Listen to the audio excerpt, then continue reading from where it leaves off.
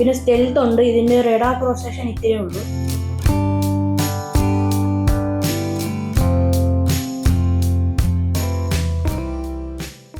നമസ്കാരം. കുട്ടിക്കാലം മുതലേ വിമാനങ്ങളോട് വലിയ ഇഷ്ടം. ഏത് വിമാനം വീടിന് മുന്നിലൂടെ പോയാലും അതിൻ്റെ പേര് സഹിതം പറയും. കൊല്ലം പരവൂരുള്ള അശോകിൻ്റെ മകൻ ആകാശിൻ്റെ വീട്ടിലാണ് ഞാനിപ്പോൾ ഉള്ളത്.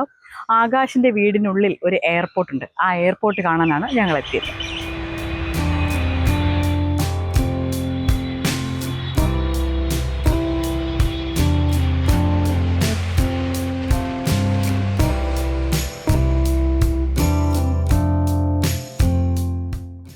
അപ്പോൾ എൻ്റെ കൂടെ ഉള്ളത് ആകാശാണ്. ആകാശിൻ്റെ വീട്ടിനുള്ളിലെ ഈ എയർപോർട്ട് കാണാനാണ് ഞങ്ങൾ എത്തിയത്.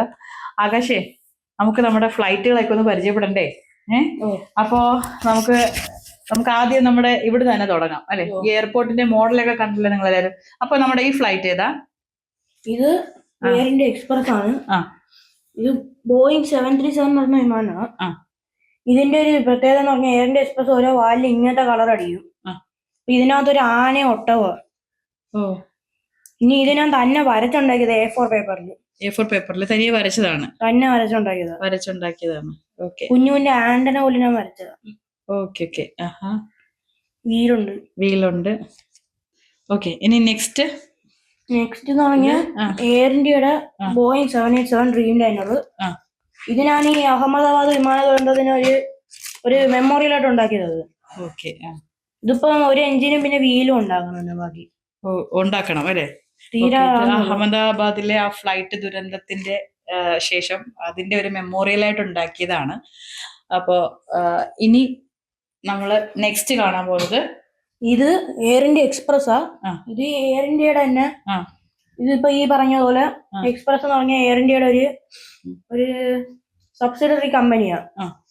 ഇത് ബോയിങ് 737 മാക്സ്. ഇതിന്റെ പ്രത്യേകത എന്താ?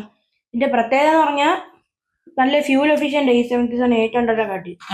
പിന്നെ ഒരു പ്രശ്നമുണ്ട്, കുറെ പ്രശ്നങ്ങളുണ്ട് ഈ വിമാനത്തിന്. MCAS എന്ന സാധനമുണ്ട്. ഇവിടെ 2 കുഞ്ഞു കമ്പി പോലത്തെ സാധനമുണ്ട്. ഇത് പറക്കുമ്പോ ഇത് വിമാനം ഇങ്ങനെ പോവാന്ന് ചോദിച്ചാൽ ഇങ്ങനെ താക്കും. ആ സമയത്ത് വിമാനം ഇങ്ങനെയൊക്കെ ആയിരിക്കും. ഇങ്ങനെ താക്കുമ്പോ ഇത് ഇങ്ങനെ പോകും. പൈലറ്റ് അവര് തിരിച്ച് പൊക്കാൻ നോക്കിയാലേ സമ്മതിക്കില്ല. എന്നിട്ട് 2 അപകടം നടന്നിട്ടുണ്ട്. ഒന്ന് ലയൺ എയർ ഇങ്ങനെ താഴ്ന്നു കടലിൽ ചെന്ന് വീണു. മറ്റൊരെണ്ണം എത്യോപ്യൻ എയർലൈൻസ് അത് ഒരു പാടത്ത് തിരിച്ചു വീണു. 2 ആക്സിഡന്റ്. അത് കഴിഞ്ഞിട്ട് ഇത് മൊത്തം ഗ്രൗണ്ട് ചെയ്ത് എന്നിട്ട് ഇപ്പൊ അത് ശരിയാക്കിയിട്ട് വീണ്ടും ഇറക്കി. ഇപ്പൊ ഒരു 2ാമത്തെ പ്രശ്നം വന്നു. ഈ എഞ്ചിനകത്തുനിന്നും കാറ്റ് കയറി എന്തോ ഒരു മാൽ ഫംഗ്ഷൻ കാണാൻ ഇതിനകത്തുള്ള AC-ക്കകത്തുനിന്ന് കാർബൺ ഡയോക്സൈഡ് ഒക്കെ അങ്ങനത്തെ വരുന്ന പറയുന്നതായിട്ട്. അപ്പൊ എയർ ഇന്ത്യയിൽ പൊതുവെ നമുക്ക് എല്ലാവർക്കും അറിയാം അല്ലേ? എയർ ഇന്ത്യ പൊതുവെ നമുക്ക് എല്ലാവർക്കും കേൾക്കുമ്പോൾ തന്നെ എന്തെങ്കിലും എല്ലാവർക്കും എയർ ഇന്ത്യ അറിയുള്ളൂ. അതല്ല, എയർ ഇന്ത്യ അറിയാം. പക്ഷെ എയർ ഇന്ത്യ അറിയുന്നതിന്റെ കാരണം എന്താണ്? മോസ്റ്റ് അപകടങ്ങളിൽ അല്ലേ? കൂടുതൽ അപകടങ്ങൾ എയർ ഇന്ത്യ കാട്ടി കൂടുതൽ അപകടങ്ങളുള്ള എയർലൈൻസ് ഉണ്ട്. ആണോ?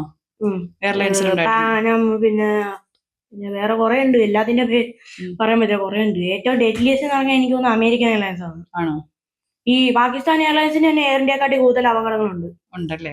ഓക്കെ. പാകിസ്ഥാൻ എയർലൈൻസിനും അപകടങ്ങൾ ഒരുപാടുണ്ട്. പക്ഷെ ഇന്ത്യയിൽ നമ്മൾ ഏറ്റവും അധികം യാത്രക്കാർ ഒരുപാട് ഡിപ്പെൻഡ് ചെയ്യുന്ന ഒരു ഫ്ലൈറ്റ് അല്ലേ? പിന്നെ അയർലൻഡിനെ മേളിൽ പൊട്ടിത്തെറിച്ചെന്ന് വെച്ചാൽ അതൊരു ബോംബ് കാരണം, അല്ലാതെ വിമാനത്തിന് ഒരു കുഴപ്പമില്ല. അപ്പൊ എയർ ഇന്ത്യക്ക് കുഴപ്പമില്ല. പിന്നെ ഇപ്പൊ പുതിയ അപകടം അത് എയർ ഇന്ത്യ കാരണമെന്ന് പറഞ്ഞു. അവര് വിമാനം നന്നായിട്ട് നോക്കിയില്ലെന്ന് പറയുന്ന കേട്ടു. ഇതാണ് റഷ്യൻ എയർഫോഴ്സിന്റെ 5th ജെൻ സ്റ്റെൽത്ത് ഫൈറ്റർ ജെറ്റായ സുക്കോയ് Su-57 ആണ്. ഇത് ഈ Su-30 പോലെ ഭയങ്കര അജിലിറ്റി ഉള്ള വിമാനം. പിന്നെ സ്റ്റെൽത്ത് ഉണ്ട്. ഇതിന്റെ റഡാർ ക്രോസ് സെക്ഷൻ ഇത്രയേ ഉള്ളൂ. ഇത് ഒരു എയർഫോഴ്സ് ബേസിന്റെ മേളിൽ പറഞ്ഞാലും ചിലപ്പോൾ അത്ര പെട്ടെന്ന് കിട്ടത്തില്ല.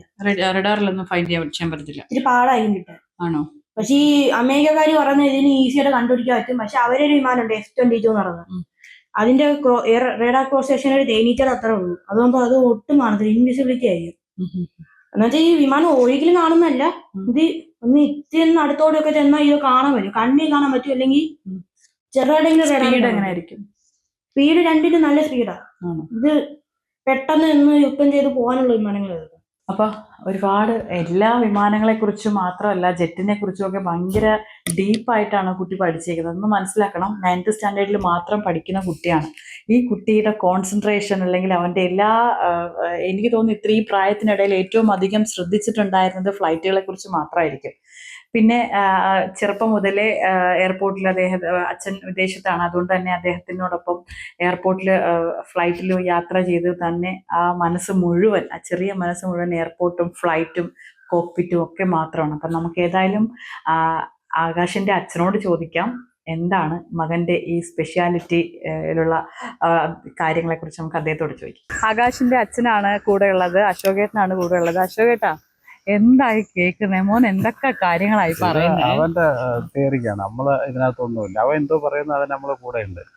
പേപ്പർ വേണമെന്ന് വെച്ചാൽ പേപ്പർ, ഇത് വേണമെന്ന് വെച്ചാൽ ബ്ലേഡ് വേണമെന്ന് വെച്ചാൽ ബ്ലേഡ്, കത്രി വേണമെന്ന് കത്രി, അങ്ങനെ അവന്റെ കാറിനകത്ത് മോഡലുണ്ട്, എല്ലാം അവൻ ചെയ്യുന്നതാണ്. നമ്മള് എന്താണ് ആ വണ്ടി ഇരിക്കുന്നില്ലേ, അപ്പോഴ് ലാൻസർ ഇവിടെ കിടക്കരുത്. ഞാൻ വന്നപ്പോഴത്തേക്ക് ഞാൻ പറഞ്ഞ വണ്ടി കഴുകി ഒന്ന് ഓയിലൊക്കെ മാറ്റിയെടുക്കാന്ന് പറഞ്ഞപ്പോൾ ഞാൻ എൻ്റെ ഒരു കാർ ഉണ്ടാക്കാന്ന് പറഞ്ഞിട്ട് ഉടനെ പോയി പേപ്പർ വെട്ടി അത് ഒട്ടിച്ച് വണ്ടി ഇറക്കുന്ന പിന്നെ അത് വണ്ടി സെറ്റാക്കി കൊണ്ടുവച്ചു. അപ്പൊ നമ്മുടെ ഫ്ലൈറ്റുകളുടെയൊക്കെ ലാൻഡിങ് ടൈമും അല്ലെങ്കിൽ ഇവിടുന്ന് എപ്പോഴാണ് പുറപ്പെടുന്നത്, അപ്പൊ ഏതൊക്കെ ഫ്ലൈറ്റുകൾ നമ്മുടെ ഈ എയർപോർട്ടിൽ ഉണ്ടെന്ന് നമുക്ക് ചോദിക്കാം. ഇപ്പൊ നമ്മുടെ എയർപോർട്ടിൽ ഏതൊക്കെ ഫ്ലൈറ്റുകൾ ലാൻഡ് ചെയ്തിട്ടുണ്ട്? ഇപ്പൊ ലാൻഡ് ചെയ്തെന്ന് പറഞ്ഞാൽ ഇപ്പം എന്തോണ്ട് ആ സൈഡില് അവിടെ അറ്റത്ത് ഈ ബംഗളൂരു എന്ന് വരുന്ന എയർ ഇന്ത്യയുടെ A321 ഇപ്പൊ ലാൻഡ് ചെയ്തിരിക്കുകയാണ് അല്ലേ? A321 പുറപ്പെടും. ഇത് ചിലപ്പോ ഇന്നെ ഒരു 9 മണി 10 മണിയൊക്കെ ആകുമ്പോൾ തിരിച്ചു പോകും. ഇതിപ്പം ഇറങ്ങിയിട്ട് ഇവിടെ തിരിച്ചോണ്ടിരിക്കുക, യൂട്ട എടുത്തോണ്ടിരിക്കുക. ഇവിടെ ആണെങ്കിൽ ഒരു വിമാനം പോവാൻ നിൽക്കുക, എമിറേറ്റ്സിന്റെ ബോയിങ് 777-300ER. എങ്ങോട്ടേക്കാണ്? ഇത് ദുബായിലോട്ടാ. ഇതിപ്പോ അങ്ങ് പോകത്തേ ഉള്ളൂ. ഇതിപ്പോ ഈ എയർ ഇന്ത്യ ഇങ്ങോട്ട് സൈഡിലോട്ട് അങ്ങോട്ട് കയറിപ്പോയി കഴിയുമ്പോ ഇത് എടുത്തോണ്ട് പോകും. ഈ വിമാനത്തിന്റെ സ്പെഷ്യാലിറ്റി പറഞ്ഞാൽ ഈ 2 എഞ്ചിൻ ലോകത്തെ ഏറ്റവും പവർഫുൾ എഞ്ചിനാണ്. ഇതിന്റെ പകുതി പവർ വെച്ചാൽ വലിയൊരു ടിപ്പർ ലോറിയെ ഈസി ആയിട്ട് മറിച്ചടയുന്നു ഇതിന്. ഇതിന്റെ പുറകിൽ നിൽക്കുന്നത്, അടുത്ത ടേക്ക് ഓഫിന്റെ ലൈനിൽ നിൽക്കുന്നത് പാകിസ്ഥാൻ ഇന്റർനാഷണൽ എയർലൈൻസിന്റെ 777-200. ഇത് 300, ഇത് 200. ഇതിന് നീളം കണ്ട. ഈ വിമാനത്തിൽ കയറുമ്പോ ഈ ക്യാബിൻ ക്രൂ ഒക്കെ പറയുന്ന സൂക്ഷിച്ച് കേൾക്കണം. അഥവാ വല്ല ആക്സിഡന്റ് നടക്കുവാണെങ്കിൽ നമ്മളൊന്നും കേൾക്കാതിരുന്നാൽ പിന്നെ രക്ഷപ്പെടാനുള്ള വഴിയൊക്കെ നമ്മൾ മറന്നുപോയിട്ട് എന്തെങ്കിലും പ്രശ്നം പറ്റും. അതുകൊണ്ട് പിന്നെ വേറെ എന്താ വെച്ചാൽ ഈ പൈലറ്റുമാര് നന്നായിട്ട് ഒന്ന് അറിഞ്ഞു വെക്കണം സറൗണ്ടിങ്സ് ഒക്കെ പറത്തുമ്പോ. ചിലവരൊക്കെ ഒന്നും മൈൻഡ് ചെയ്യാതെ ഒരു ആക്സിഡന്റ് വന്നായിരുന്നു. ഈ പൈലറ്റുമാര് അവരെ മക്കളെ കോക്പിറ്റിൽ കയറ്റി അവരെ ഇരുത്തി പറത്താൻ. അപ്പൊ ഒരാൾ ഇരുന്ന് ഇങ്ങനെ ആക്കി കൊടുത്തു വിമാനം ചരിഞ്ഞ ഒരു മല ചെന്ന് ഇരിച്ചു കാണും. അപ്പൊ ഇങ്ങനത്തെ കുറെ കാര്യങ്ങളുണ്ട്. ഇതിപ്പോ സംഭവിച്ചത് 2 കോൾട്ടാ, ഒന്ന് എയർ ഇന്ത്യയുടെയും ഒന്ന് ബോയിങ്ങിന്റെയും. വിമാനത്തിന്റെ ഇലക്ട്രിക്കൽ ഉണ്ടാക്കുന്ന കമ്പനി. ഇത് സംഭവിക്കാനുള്ള കാരണം എന്റെ തീയതി എന്ന് പറഞ്ഞാൽ എന്റെ യൂട്യൂബ് ചാനലിന്റെ ഓൾറെഡി ഇട്ടിട്ടുണ്ട്. ഇവിടെ ഒരു സാധനമുണ്ട്, അതൊന്ന് റാറ്റ് എന്ന് പറഞ്ഞ സംഭവം വരും. ഇത് ഇറങ്ങി വരുമ്പോ ഒരു ഫാൻ കറങ്ങുന്ന സൗണ്ട് വരും, അല്ലാത്തൊരു സൗണ്ട് വരും. അപ്പൊ ഈ വിമാനത്തിന്റെ എഞ്ചിനെ കാട്ടി സൗണ്ട് ഇതാ കേട്ടോ. അപ്പൊ 2 എഞ്ചിന് ഫെയിലായി. എന്നിട്ട് അത് ഇങ്ങനെ പൊയ്ക്കൊണ്ടിരിക്കുക, എഞ്ചിൻ ഫെയിലായിട്ട് പവർ ഇല്ലാതെ.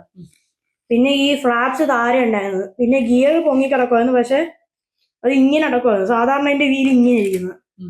അപ്പൊ ഈ നമ്മള് പൊതുവെ ബ്ലാക്ക് ബോക്സ് എന്ന് പറഞ്ഞിട്ട് നമ്മൾ ഇതിൽ കേൾക്കാറുണ്ടല്ലോ, എന്താണ് ഈ ബ്ലാക്ക് ബോക്സ്?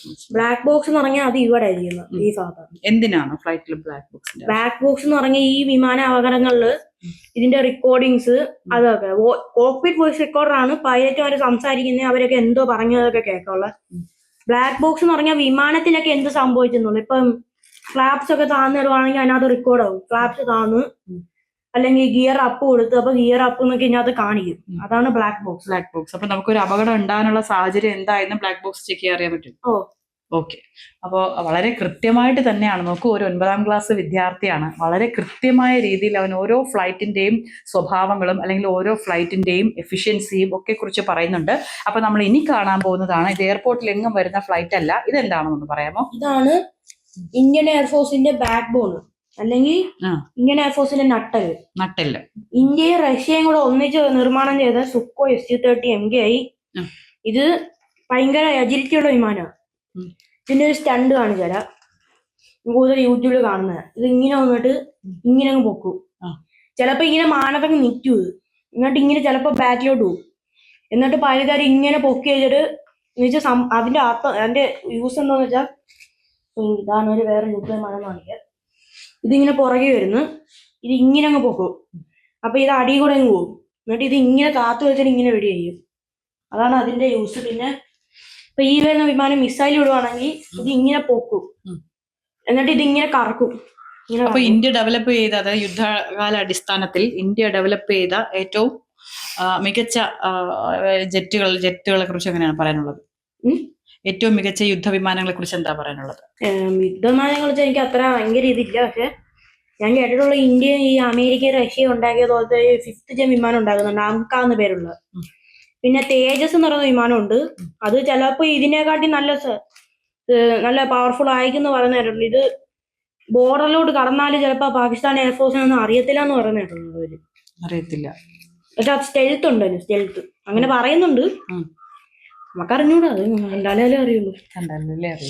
അപ്പോ ആകാശിന്റെ ആകാശവിശേഷങ്ങൾ എല്ലാവരും കേട്ടല്ലോ. ആകാശിന് ഇഷ്ടം ഇനി എയർപോർട്ടിനടുത്തൊരു വീട് സ്വന്തമാക്കണമെന്നാണ്. ആകാശിന്റെ ഇഷ്ടം മാത്രമല്ല, നമുക്ക് എല്ലാവർക്കും ഫ്ലൈറ്റ് പോകുന്നതും ലാൻഡിങ്ങും അല്ലെങ്കിൽ അത് ടേക്ക് ഓഫ് ചെയ്യുന്നതൊക്കെ കാണാൻ ഭയങ്കര ഇഷ്ടമുള്ള കാര്യം തന്നെയാണല്ലേ. ക്യാമറമാൻ അൻഷാദിനൊപ്പം ബിലുവനി വിസ്മയ.